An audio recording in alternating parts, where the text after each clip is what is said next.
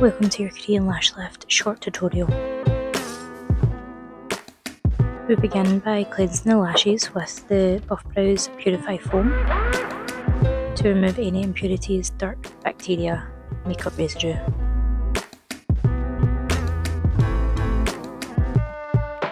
Cleanse with a dry cotton pad until dry.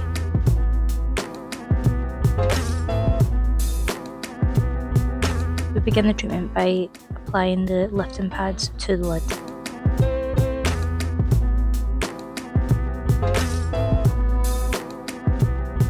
Then we want to mix up your step 1 Cysteamine with the pink powder from Buff Browz.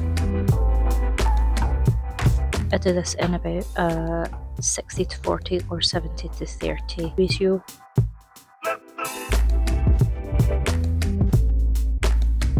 And begin applying the lashes directly upwards onto the lifting pad.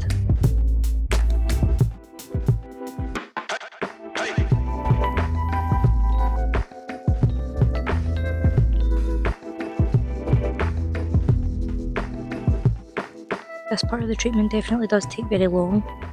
I think it's something that is not really shown on a lot of short form content on, so do not be disheartened if you find that this part of the treatment takes quite a long time for you.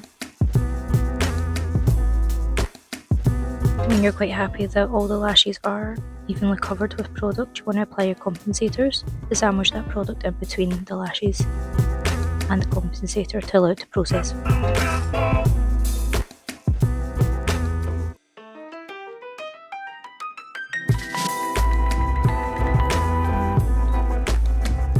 And repeat the same steps on the other eye.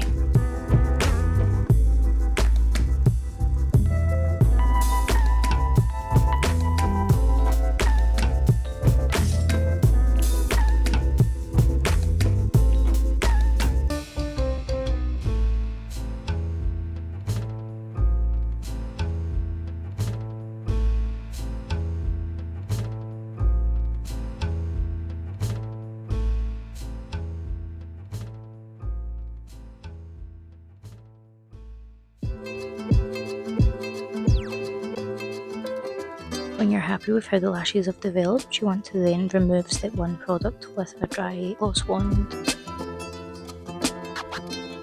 and remove that product from root to tip. Then we remove the flat lay pads from the eyelids and replace them with the lifting shields.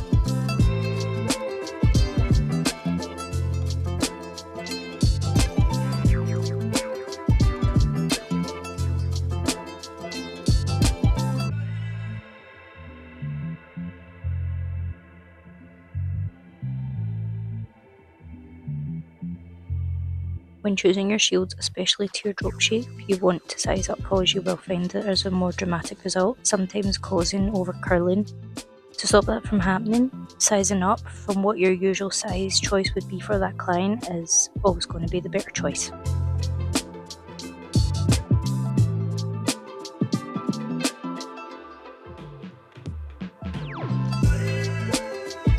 At this point now, we're applying the lashes onto the lifted shields. Sometimes I like to use a tiny amount of glue balm just to get the lashes all sitting perfectly.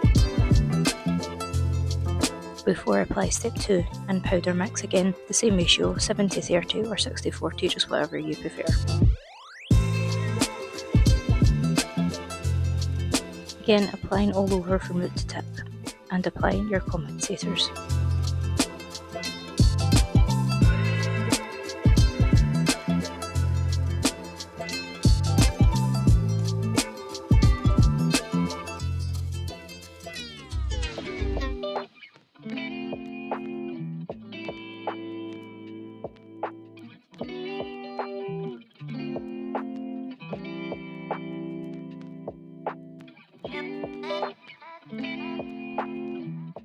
When ready to remove step 2, same process again, removing the dry tool from root to tip and then applying your tinting shields underneath the bottom lashes.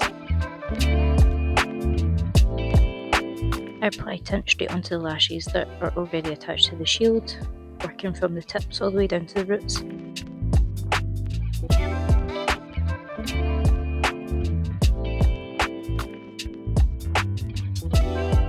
brushing over the bottom lashes. Keeping the tint on for about 3 to 5 minutes, or until you're happy with the colour.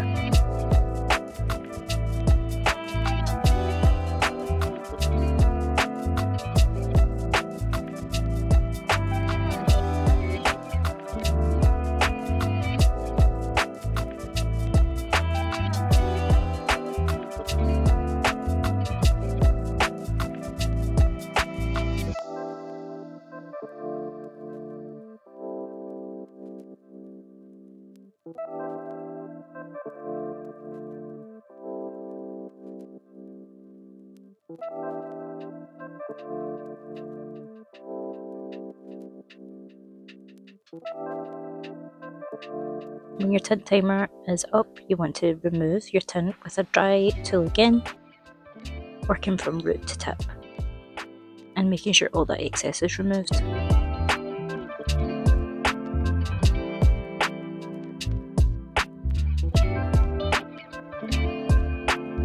Then we want to apply Heavenly Balm, or step 3, onto the lashes, and this will gently remove them from the shields, while also adding nourishment.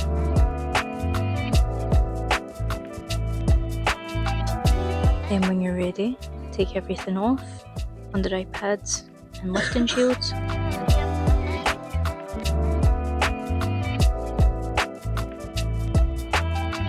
If you've used any glue on your shields, then you want to remove this. Going back in with Purify foam will cleanse everything and make everything feel nice and clean and fresh for your client to open their eyes.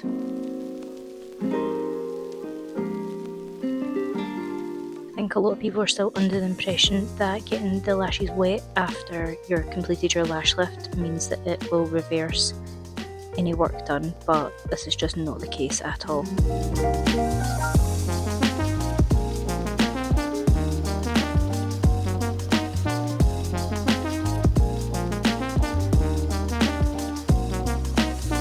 Like aftercare steps, we want to avoid any hot water, warm water, any type of steam. If we apply something that's specifically made for using on the lashes and brows after treatment, we are totally fine to go in with that after a lash lift.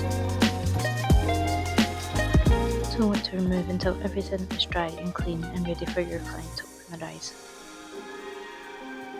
The very last step is to take some step 3 or Heavenly Balm, run it along the lashes just to lock in that extra moisture and hydration.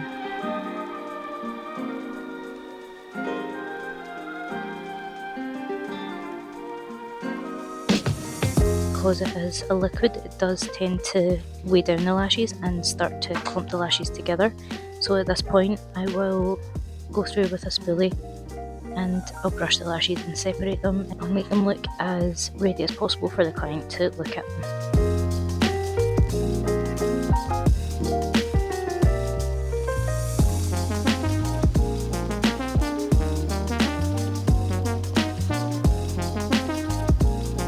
I always let my client know that they may find that their lashes do lift slightly more after they've left the appointment, just because the step 3 does weigh them down until that is dry. And that's how they look.